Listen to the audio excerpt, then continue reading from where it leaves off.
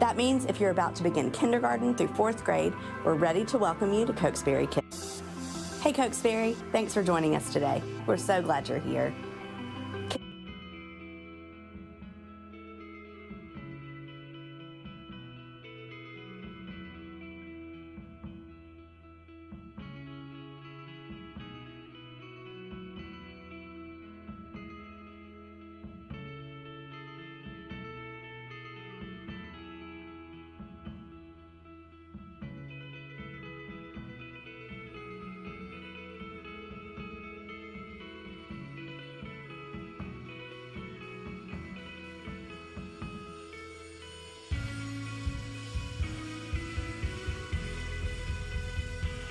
Us today. We're so glad you're here.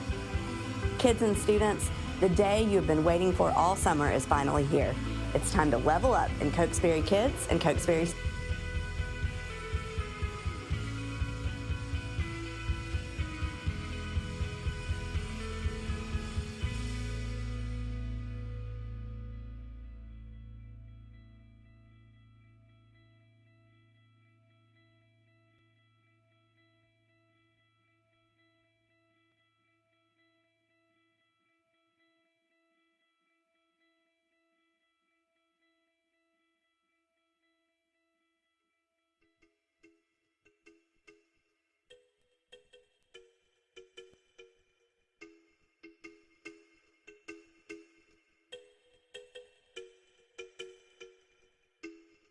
I hear an army rising up, like a rocket taking off. Oh, for the battle you have won, breathe in me. Just to rise and standing up, life awakened through your love. Oh.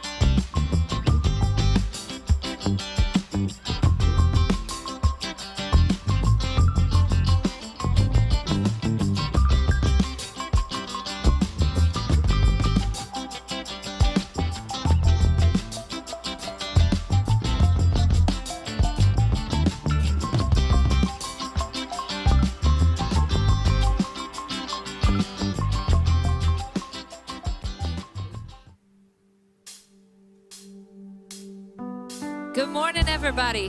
How are we feeling? Well, we are so glad that you're here. Let's go and stand up together and let's sing along with Amy.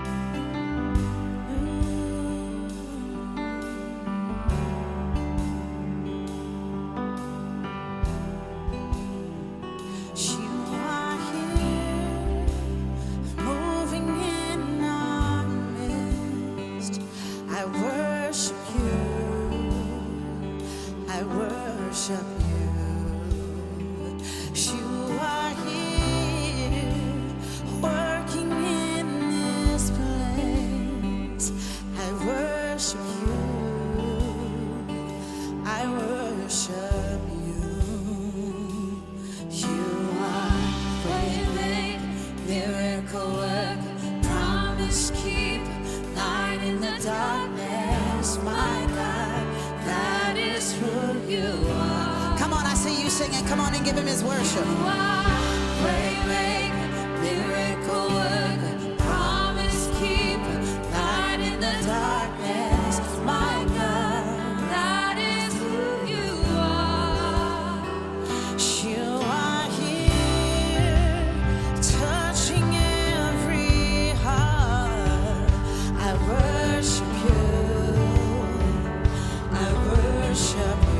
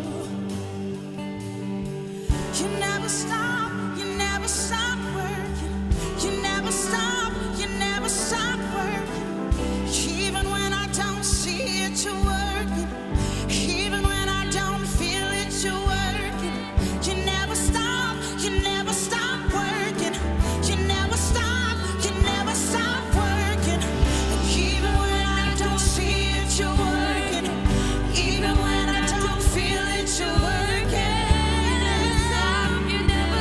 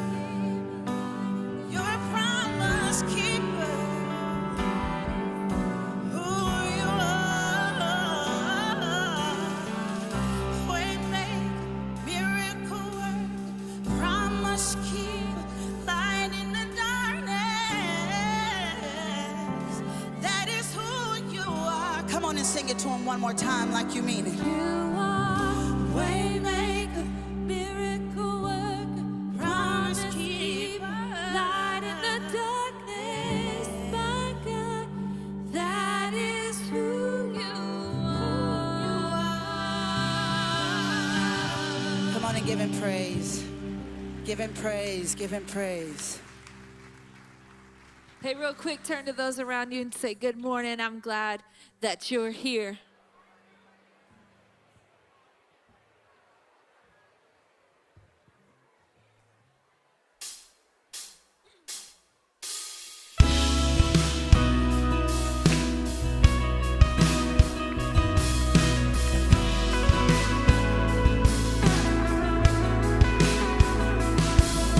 Sometimes on this journey, get lost in my mistakes.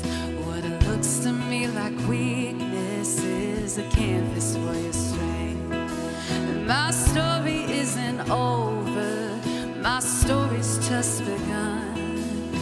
And failure won't define me, 'cause that's what my Father does. Yeah, failure won't define me, 'cause that's what my Father does. Lay your burdens down. Here in the Father's house, check your shame at the door, 'cause it ain't welcome anymore. You're in the Father's house, yeah.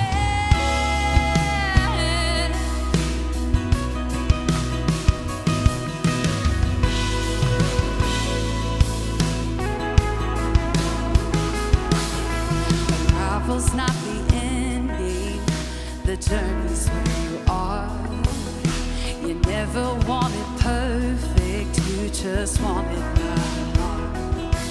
And the story isn't over if the story isn't good. If failure's never final when the Father's in the room. Oh, failure's never final when the Father's in the room. Lay your burdens down.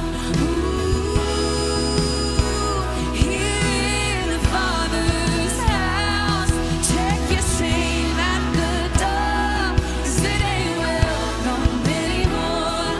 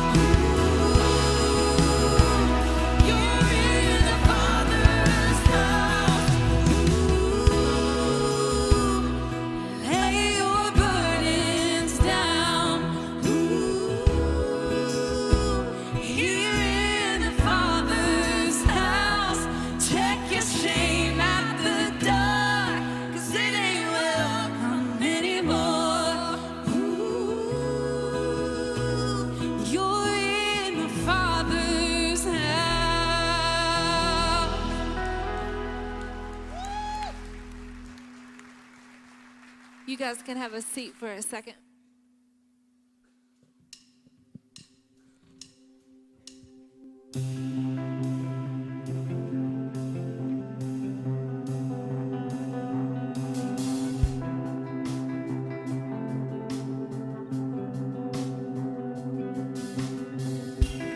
Let him turn it in your favor. Watch him work it for your good. He's not done with what he started,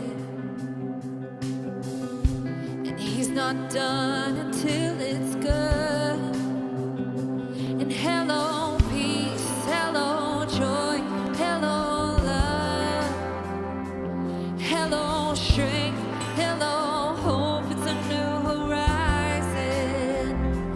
Hello peace, hello joy, hello love, hello strength, hello hope. It's a new horizon. Yeah.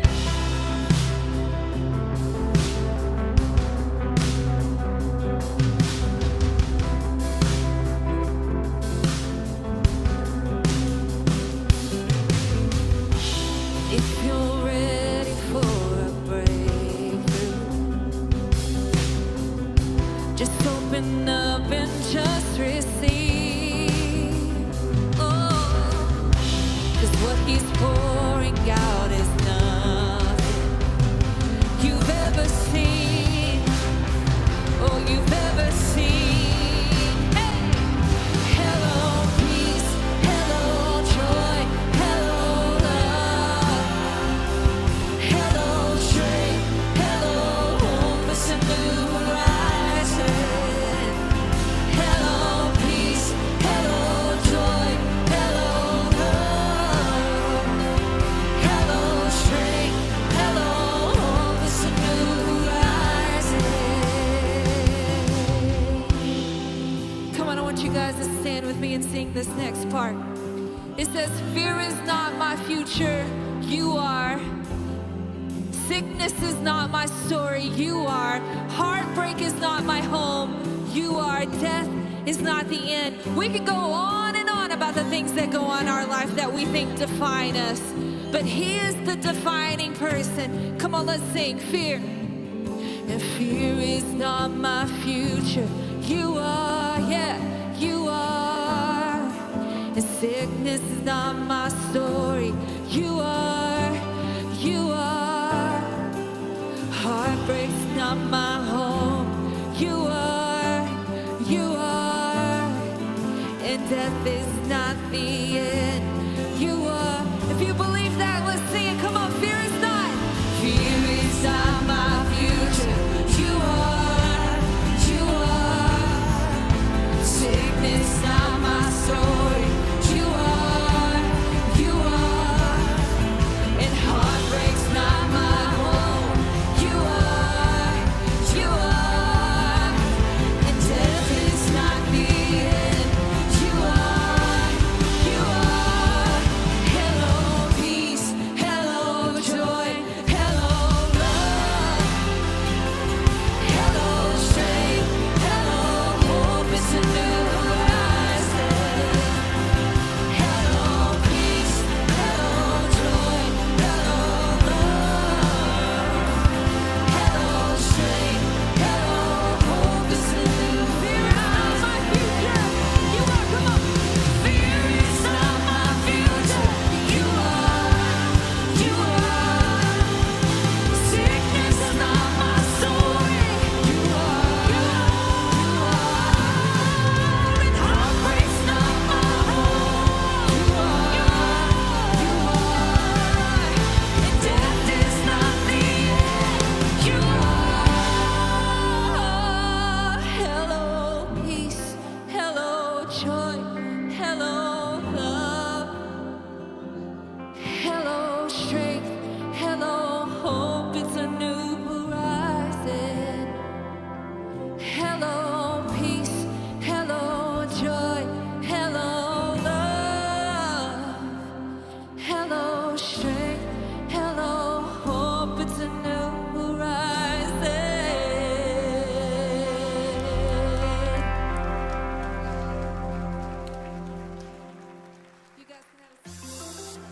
Hey Cokesbury, thanks for joining us today. We're so glad you're here. Kids and students, the day you've been waiting for all summer is finally here. It's time to level up in Cokesbury kids and Cokesbury students. That means if you're about to begin kindergarten through 4th grade, we're ready to welcome you to Cokesbury Kids. If you are beginning 5th or 6th grade, Cokesbury students and our 56 team can't wait to meet you. Follow the directions on the screen to meet our teams and jump into some fun. Parents, you are always welcome to follow your children to check out their new space and see what we're all about on Sunday mornings. We'll be taking communion as part of worship this morning, and here are a few reminders to make things go smoothly. First, if you're worshiping with us online, now is a great time to grab some bread or crackers and juice so you can participate with us. If you're in the room, please remember to stand up and exit your row to your left. Waiting until the row in front of you joins the line will prevent traffic jams. At the front of the room, turn right to proceed to a communion station, and after receiving communion, turn right again to return to your seat. Please let the volunteer in your section know if you need gluten-free communion. Evangelism, sharing the good news of Jesus, is central to who we are at Cokesbury Church. We believe that if we can introduce someone to Jesus, their life really can change for the better. In that spirit, the Steve Salee Evangelism Endowment was established in 2013, named for our beloved former senior pastor. This year, we are excited to announce that our first recipient of the endowment grant is our very own Laura Wilson. Laura is a graduate of Cokesbury Kids and Cokesbury students and has been called to a next step of evangelism through an organization called World Race. Laura will travel with other young people to Nepal, Eswatini in Southern Africa, and Nicaragua over the next 9 months. Hey Cokesbury, my name is Laura Wilson, and I am fortunate enough to be the first recipient of the Steve Salee Endowment Fund. Instead of taking the traditional path of going straight to college after graduating high school, I've decided that my next step in my walk of faith is to go and serve. At the end of this month, I'll be leaving for a 9-month mission trip to Nepal, India, Africa, and Nicaragua. While I was not old enough to get to know Dr. Salee before he passed away, I do know that he believed in helping people help people, and that is exactly what Cokesbury and this fund is doing for me. Through the grant, as well as my personal savings and all of my graduation gifts, I am now fully funded for my mission trip. Cokesbury really is a home, and I am so thankful to be a part of it and for the opportunity to go out into the world and help love people into relationships with Jesus. Your generous gifts to Cokesbury make Laura's story possible. As we continue to worship this morning, we will be taking up an offering. There are many ways to give, and each and every gift helps someone grow closer to Jesus. Thank you.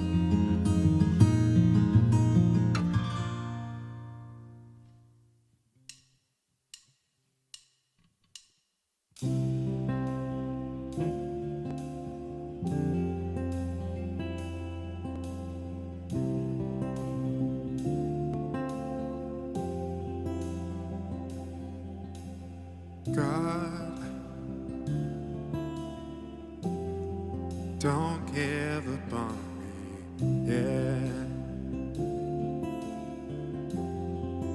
I know I'm not your best bet, but I'm trying, so don't give up on me, yeah.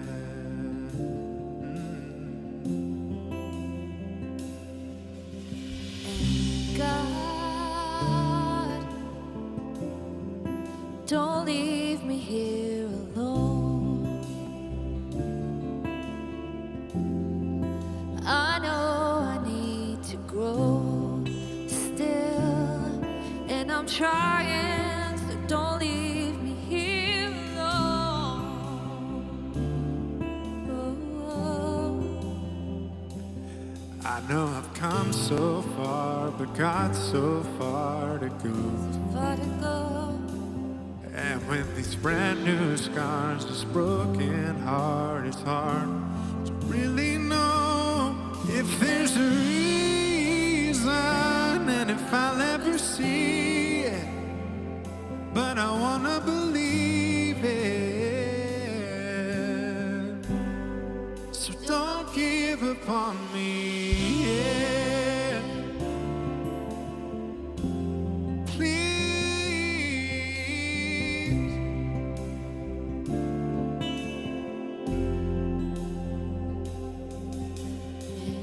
God,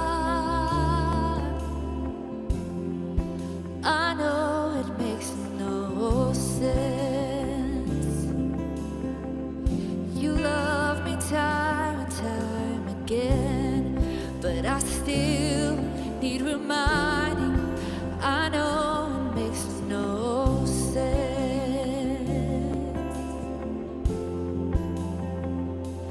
I know I've come so far, but got so far to go. And with these broken new scars, this broken heart, it's hard to really know if there's a reason, if I'll ever see it. But I want to believe it. So don't give up on me. Yeah.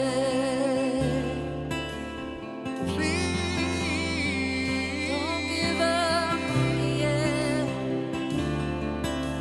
Oh. His grace will never run out. If there's enough to go round and round, His love's an ocean where your shame is drowned. If you know What He knows, then you know. then you'll know His grace will never run out. Oh, if there's enough to go round and round, His love's an ocean where shame is drowned. If you know what He knows, then you know, then you know. His grace will never run out. If there's enough to go round and round, His love's an ocean where shame is drowned. If you know what He knows, then you know. Give up on you.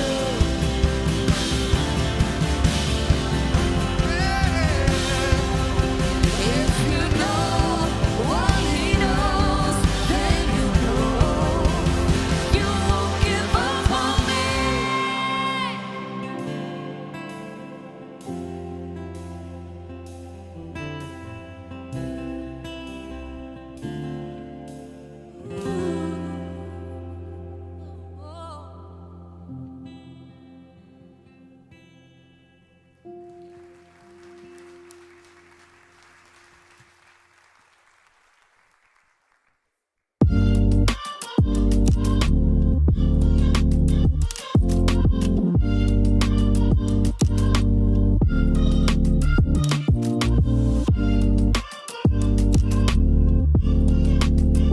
Everybody.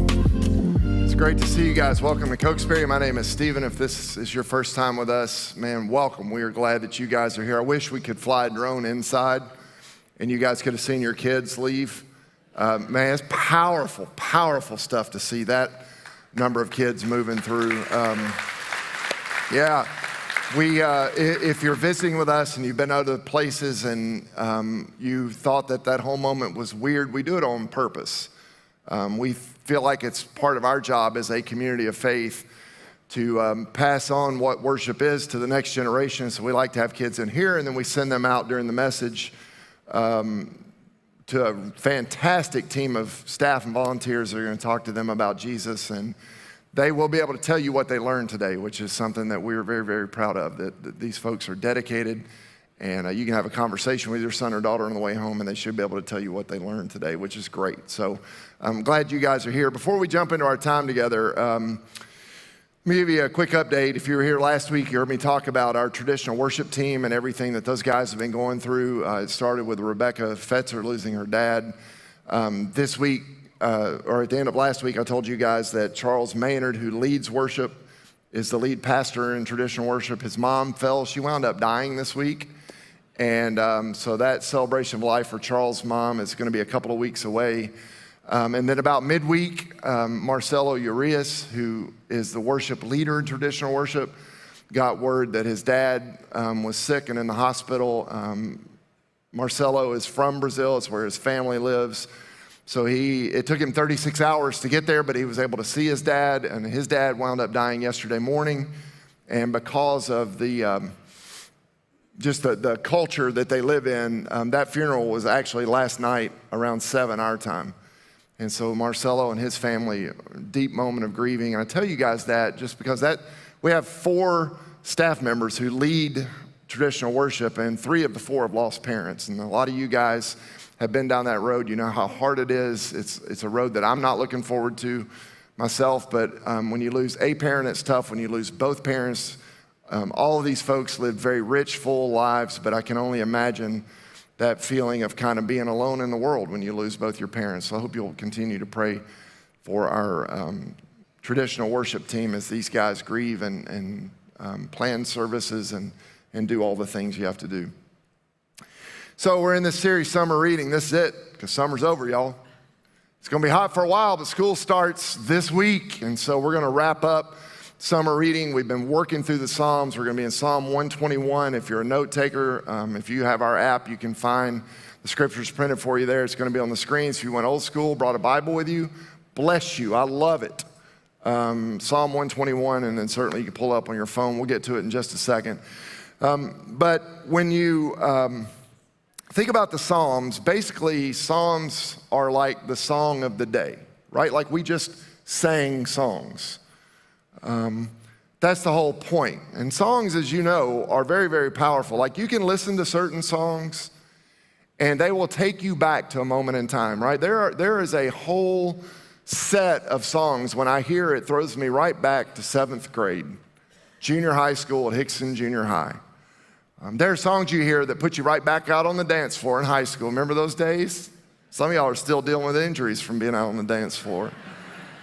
You can hear a song and you'll immediately think about that girl, or you'll think about that guy. It'll take you back to that moment in that game, or maybe you remember that experience. The whole point is that songs often take us back in the past, but they can also instruct us. Like we learn from what we listen to, whether it is good or bad. Every psalm is written against a historical context, and today we're going to be wrapping up with Psalm 121. It's written by David, who at the time was a king, and he intended this particular song to bring comfort to his army as they prepared to go out and battle an enemy. And then it was later used as a prayer that the priests would offer to people who were making their way to Jerusalem for the high holy days. And so if you don't know anything about Jerusalem, it's built on a mountain, and so they had to go through valleys and around dark corners, and that's where bandits hung out. And so the priests would offer this psalm written by David as something that people would pray as they tried to safely make their way to the temple. So here it is, Psalm 121. David writes, I look up to the mountains. Does my help come from them? My help comes from the Lord who made heaven and earth. He will not let you stumble. The one who watches over you will not slumber. Indeed, he who watches over Israel never slumbers or sleeps. The Lord himself watches over you. The Lord stands beside you as your protective shade. The sun will not harm you by day, nor the moon at night. The Lord keeps you from all harm and watches over your life. The Lord keeps watch over you as you come and go, both now and forever. In a way, it's what the band just sang, that God's grace never runs out. That God's protection, God's provision, God's interest in your life and my life is not just in the big cataclysmic things that happen, but it's in the everyday, ordinary, what we would deem mundane things. God actually cares about that. That's what David is trying to say. And if that is true, then what do you and I have to fear? Over the years, if you're a regular part of our church, you've all heard me talk about my greatest fear, which is not clowns, although I hate clowns. And it's not snakes, although I can't stand snakes. It's actually flying. And over the years, I've had people ask me, what is it about flying? It's safer than driving a car, blah, blah, blah, blah, blah. And I've made the arguments, right? You leave from a terminal, you get in a tube, and you rocket through the sky. When I'm in my car, if someone is approaching me, I at least have a moment to react and put my car in a ditch to avoid a head-on collision. But it's not that way with an airplane, y'all. Not that way. Well, there's a reason that I don't like to fly. It's been about 25 years ago. I was just starting out in ministry, and I found myself on the West Coast at a conference, and I was flying home. And it was an epic day. For those of you that fly, you know what I'm talking about. Like not a cloud in the sky, crystal clear. Like if you're a pilot or you're a passenger, and you're like, yo, there ain't a better day on the entire calendar to fly than this day. It was that kind of day. Everything in the cabin was going on as usual. Flight attendants were passing out drinks, and back then they would actually give you food, right? You don't have to buy everything that goes into your mouth. People are talking, and some are listening to music, some are trying to watch a movie. And then all of a sudden, the plane drops. And when I say drop, I mean dropped, thousands of feet. I later learned it's called clear air turbulence. That's exciting. Clear air turbulence. In other words, you don't see it coming, but it can rattle you. Now, y'all, when I say the plane dropped and it was bumpy, I'm saying it dropped literally from the sky. Enough that drinks went everywhere. Trays of food went everywhere. I saw the cart actually leave the floor of the plane. People were screaming. I was white-knuckling my chair. There was a guy sitting behind me, and I'd heard the flight attendant telling him twice, sir, please sit down and put on your seatbelt. Sir, please sit down and put on your seatbelt. That guy literally shot straight up in the air, hit his head on the roof of the plane, came back down, and broke his foot. Now, the only funny thing about the experience, if one could say it was funny, it was the guy sitting on the aisle seat, one seat over from me. When the guy in the back broke his foot, the flight attendant came on and was like, we need a physician. We need a physician. This dude heard, we assume the position. We assume the position. And so I'm like, ah! And he's like, oh! We're the only two people at that point on the plane losing our minds. I think about that at least once a week, man. We assume the position. Yes, we do. We assume it. Oh, man, I love it. I love it. I wish I knew that guy's name. Listen, I don't know how cool you are with flying, but when the plane drops out of the sky, it is terrifying. Now, here's a reality for all of us. It may not be a literal plane, but there are moments when it feels like we're in a free fall. You know what I'm talking about? Like you're just cruising along and everything's going great, and then all of a sudden it's like the whole floor falls out from under you. And we're left afraid. There's one common denominator for every single human being, and that is that we all fear. There's a Gallup poll that asked Americans, ordinary people just like us, to describe their current feeling using one adjective, and the number one answer came back, fearful. Like everybody. I've been rereading a book that I first read maybe 10 years ago, maybe even longer. It's written by a guy named Bernie Glasner, and it's called The Culture of Fear.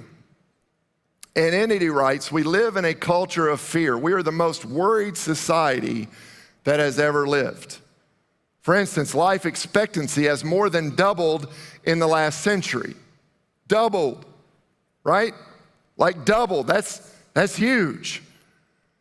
We're able to cure more diseases than at any other time in the history of the world. No group of human beings has ever been healthier. But at the same time, no group of human beings has ever been more worried about their health, right? Hello, COVID. Hello, stress. The journalist by the name of Bob Garfield tracked health articles that keep telling us how sick we are in just 3 publications: Washington Post, USA Today, New York Times. And according to the experts, in these 3 publications, 59 million Americans have heart disease. 53 million suffer from migraines. 25 million struggle with osteoporosis. 16 million are categorized as obese. Millions more have been diagnosed with cancer, and some 12 million suffer from severe disorders like brain injuries. Now, it says if you total it up, just from the articles in those 3 publications, we learned that 543 million Americans are seriously sick. That's a lot of people, y'all, which is shocking in a country of less than 350 million people, right? So he goes on to write, either as a society we are doomed, or somebody is seriously double dipping, right? It's hilarious. Look at TV though. You can argue all day long that crime rates are through the roof, never been more dangerous. And yet when you get the actual facts, the crime rate is plummeting. And yet when you watch TV, the whole world's going to hell in a handbasket. Murder stories on network television increased by 600%. Books were written about future disasters that were told are imminent. How long have we been hearing about a financial collapse? Or technological problems, or potential natural disasters, or world-ending wars that are just imminent, and we've all got to be on the edge of our seat just waiting on the end to come. All of it is built on this premise of an underlying fear. But it is not just the media. Many of us learned fear for the first time when we were little, especially if you grew up here in the South, growing up in our families, right? Every time you picked up a stick, what did your parents say? You're going to poke your eye out. You ever met anybody that poked their eye out with a stick? I mentioned this a couple of years ago. Somebody's like, yeah, actually, I do know somebody. I've never met anybody. Or if you're walking across the room, woo, cardinal sin. If you're walking across the room with scissors in your hand, it is a full-blown panic. Or when you went outside to play every morning, one of your parents, what did they tell you when you went out the door? Be careful, right?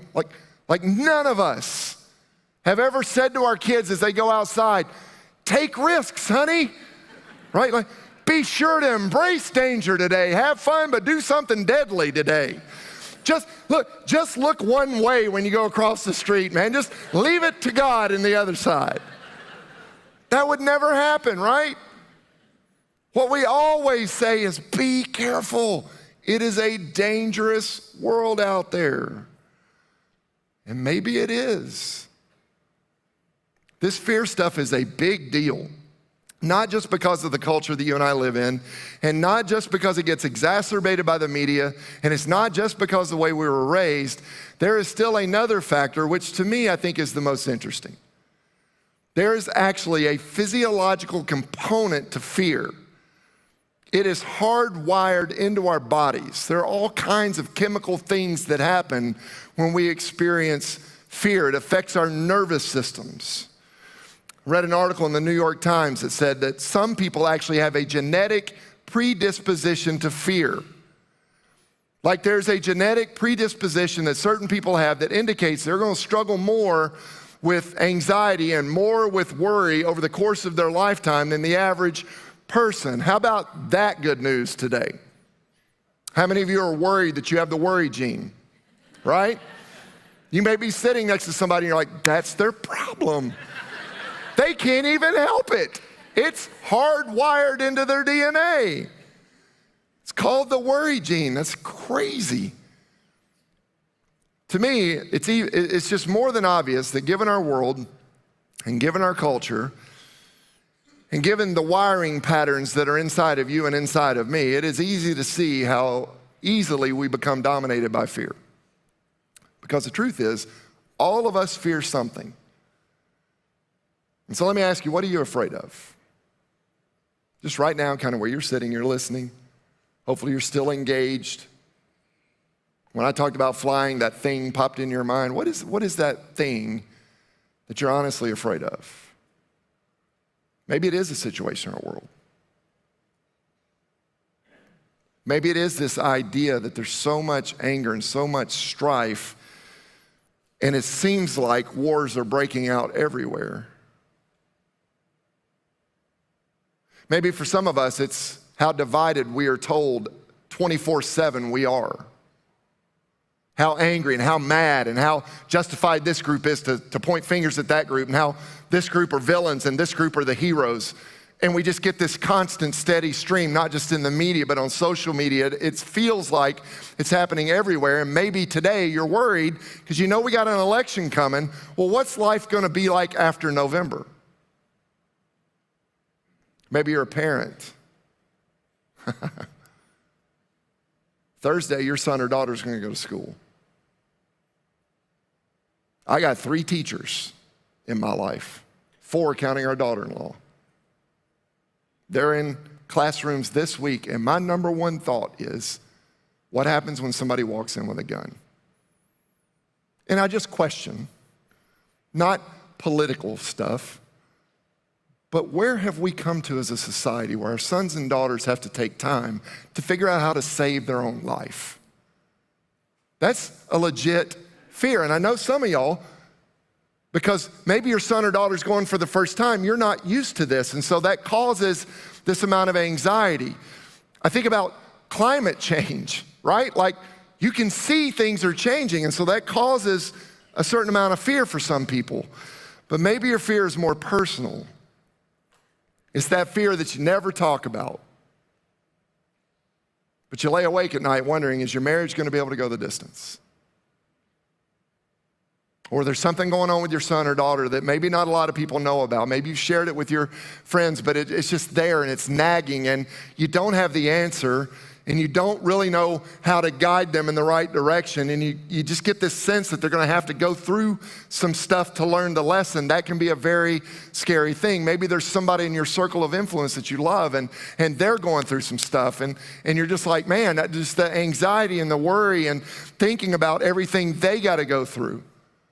I think about all the people that are in the process of losing a loved one, and maybe it's the first time you've been through that, and you're thinking to yourself, man, this is not gonna end well, and they're gonna be gone, and I'm gonna be left alone, and I don't know what life looks like when I'm by myself. That can be a very scary moment. I think about going to work, right? Where you've got this job and you love the job, but inside you're thinking, can I live up to this expectation? Like, is this the grind I'm gonna be on for the next 10, 20, 30, 40 years of my life? I think about all the people that lay awake at night, because I've wrestled with it myself, and you just sort of stare at the ceiling and the baseline you feel is just of being inadequate. I'm not good enough as a spouse. I'm not good enough as a parent. I'm not doing good enough in my job. And you just kind of wonder, am I really cut out for this? And then there's a bunch of us, because we're in the South and we're sitting in church. There ain't no way we'd admit it. But we're thinking right now, you know what? I believe in God. And I claim His grace. I believe in His love. I understand His mercy. But it just feels like I'm waiting on the other shoe to drop. Like, I get that that's the way God feels about everybody else, but it's what I'm going through and the thoughts that I'm having, and it's the path that I've walked in my life. I just know that God's running out of patience with me. So you got to be careful with this stuff. Fear is a real issue, and it is legit for a lot of us, but it can so easily become distorted and chronic. And if allowed to go unchecked, I'm telling you, it can become toxic. It can paralyze us, and it can prevent us from living the kind of life that God intends for us to live. I do not believe that God wants us to live in chronic fear. In fact, listen to these words from Isaiah chapter 43. Listen, the Israelites, if ever there were a group of people that had a reason to be afraid, it was them. They'd lost everything. They got their clocks cleaned in a battle. Their entire society had been disrupted and turned upside down. They had zero leadership because they've been scattered all off. They've been living in captivity. Like, there was no hope left for Israel. And this one guy, Isaiah, has the courage to stand up and have the audacity to speak on behalf of God. And here's what God said through that guy. Do not be afraid, for I have ransomed you. I have called you by name, and you are mine. And they had to be thinking, seriously, Isaiah? God called us by name? He goes on, when you go through deep waters and great trouble, I'll be with you. They'd been across the Red Sea. When you go through rivers of difficulty, you will not drown. When you walk through the fire of oppression, they understood oppression. You will not be burned up. You are honored, and I love you. Do not be afraid, for I am with you. What a powerful word, y'all. Now the question is, how do you move forward in your life when fear is present? Right? Because we can talk about fear, right? We can all fly bumper stickers that declare to the world it's all about faith over fear, right? We love to put that on the back of our car. Faith over fear. Put it on a t-shirt. Faith over fear. Tattoo it on our body. Faith over fear. That's why I'm at faith over fear. But what do you do when fear actually shows up? And when it feels like you're running out of faith? And you're not really sure where God is, and if God is listening, does God actually care? Well, if that's you, I just want to share 3 thoughts that I've learned in my life. And listen, you're not going to go, I've never thought of those before. This guy is the smartest person on the planet. I'm just one beggar trying to tell another beggar where to find bread. So they're simple. For some of us, they will be obvious. But y'all, I'm telling you, it can change your life when it comes to fear. The first is you got to learn to look beyond your circumstance. Look beyond your current circumstance. Stephen, that's hard. You don't know what I'm facing. You're right, I don't. And I'm not trying to delegitimize what it is you're going through. But it seems to me, at least in my own life, when fear starts to creep in, it is because I have lost focus. I get so wrapped up in, so consumed by my current circumstance, so captivated by the moment that all I see is the moment, and I forget that that's all it is. It is just a moment. It is a pause in the greater story of my life. It may be scary, it may be hard, it may have come out of left field, but it is just a moment in time.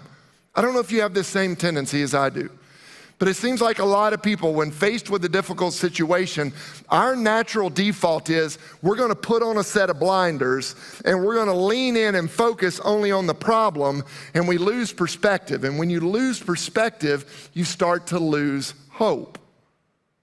And that's not the way you and I are supposed to live. You and I are called to live with a deep sense of hope. In fact, I think hope is what separates us from everybody else. When you have hope, you can endure a lot of stuff. People throughout history who've had hope, they've lost their jobs. They've lost their sense of financial well-being. They've lost their reputations. People can have relational loss or suffer through great emotional trauma, and they can pick themselves up and they can go on. In fact, if you look throughout history, people have endured pain, they've been rejected, they've been isolated, they have faced unimaginable persecution, which again, just as a reminder, Christians in the United States, we are not being persecuted. I'm talking about beaten within the inch of your life because the rumor is you're following Jesus. I'm talking about being murdered because you have a Bible. I'm talking about having to hide when you gather together in a church simply because the governing forces don't believe in Jesus. Like persecution. People have endured a lot, but one thing is for sure, you cannot live without hope. We talk about it all the time, man. Hope is what gets us from one day to the next. I would argue that hope is life. It may not be a strategy, but if you take hope away from somebody, you got no shot at enduring what life throws at you. You rob somebody of their hope, and joy is non-existent. It will zap your energy, and this thing that we talk about, courage, if you don't have hope, you can't show courage in the sight of anything. Everything begins to evaporate. And if you go in your life without hope long enough, eventually you will begin to die. And friends, some of us in this room, maybe we've already started that process. We're facing something in our life right now, and maybe no one else around us can tell, but we're losing hope and something's happening on the inside, and you know it's going on the inside. You can feel it. It's almost like you can taste it. It keeps you awake at night, but you don't know how to get past that, and it's starting to kill your soul. And part of the reason I showed up today is to remind you, you don't have to live your life that way. Fear isn't the only force at work in the world. When you find yourself in one of those moments when you feel like you can't, that's the moment to remind yourself that God can. The writer of Hebrews puts it like this: we have this hope, a sure and steadfast anchor for the soul. Jesus, a forerunner on our behalf. You gotta look beyond your current circumstance. You gotta realize that God's at work in the world around you. And yeah, this may be scary, and yes, it may be bad. And yeah, you may not know how it's gonna turn out, but if you can step out of that even just for a moment and look and see where God is moving in the world, it reminds you, well, if God is moving there, then maybe God can move here. Sometimes that sidestep allows you to catch your breath long enough to be able to regather yourself and go back and fight another day. That's what it means to look beyond your circumstance, to see that God is out there moving. And if God is moving out there, then maybe God can still move in here. Number two, we talked about this last week. You got to pray your way through it. Jeremiah 29:11, most crocheted verse in all of Scripture.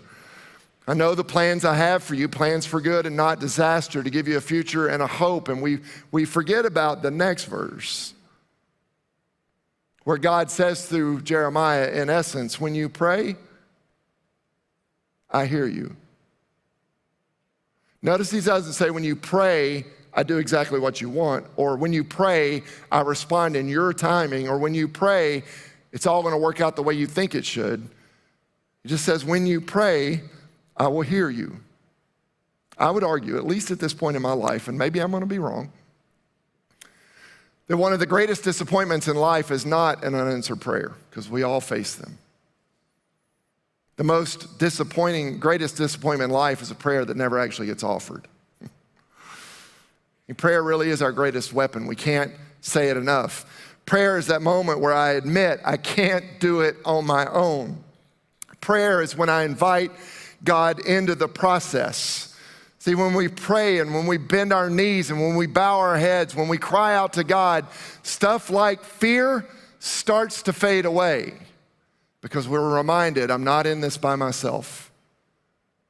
We're just admitting to God what we're already dealing with that God already knows. Half the battle for most of us is when we stop thinking we can do everything under our own power. Number three, don't ever forget who you are. Don't ever forget who you are. There was a time when Jesus and his disciples made their way up the mountain to Jerusalem, just like their ancestors did, to celebrate the high holy days. And maybe the words of Psalm 121 were ringing in Jesus' ears. Because the scriptures say once they got to Jerusalem and it came time for the festival, they sat down for a meal together, and Jesus said this: I have been very eager to eat this Passover meal with you before my suffering begins. For I tell you now that I will not eat this meal again until its meaning is fulfilled in the kingdom of God. Then he took a cup of wine and gave thanks to God for it. And then he said, take this and share it among yourselves. For I will not drink wine again until the kingdom of God has come. He took some bread and gave thanks to God for it. Then he broke it in pieces and gave it to his disciples, saying, this is my body, which is given for you. Do this in remembrance of me. After supper, he took another cup of wine and said, this cup is the new covenant between God and his people, an agreement confirmed with my blood, which is poured out as a sacrifice for you. See, it's the same thing David told his army. That God is with you. That God is in your corner.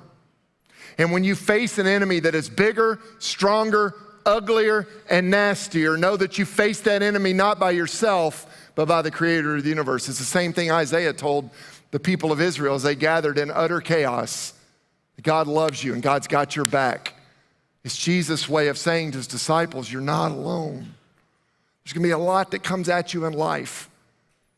It's just part of what it means to have a free will and to be a human being. Stuff's gonna happen that should never happen.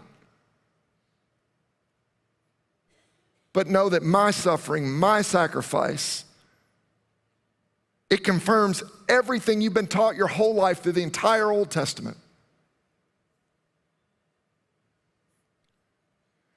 I'm gonna go to the cross for you to wash your soul free of its sins.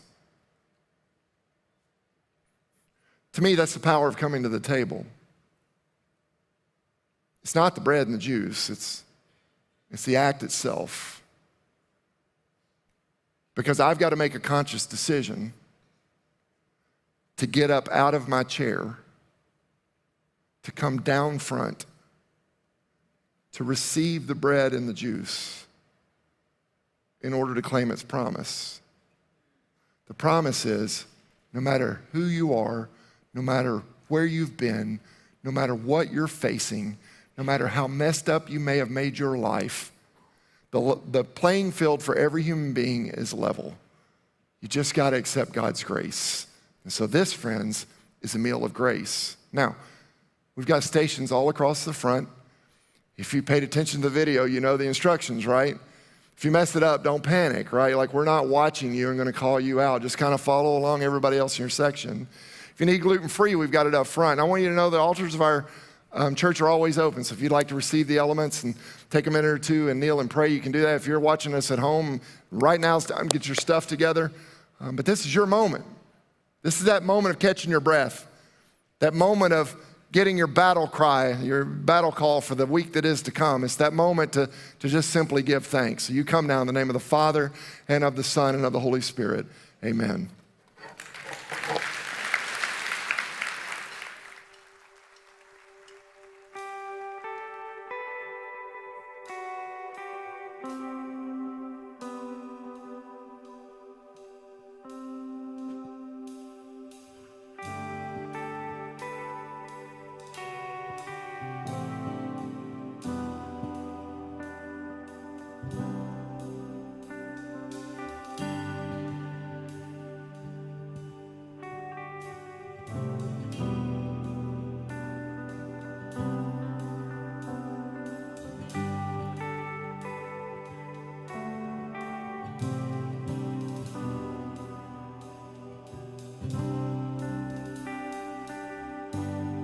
There is a table filled with best food. Can you hear the Father calling? There's a seat just for you. And at this table, all is forgiven. Trading your chains of bondage for crowns of freedom. All are welcome at the table. There is a place just for you. No condemnation at the table. There is a place just for you.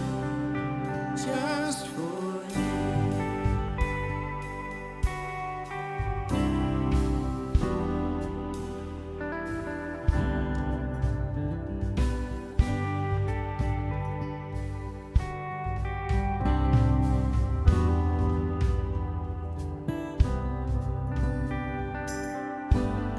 This is the table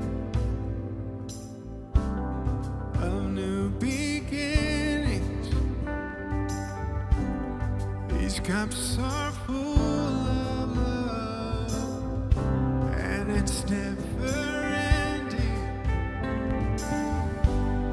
And at this table,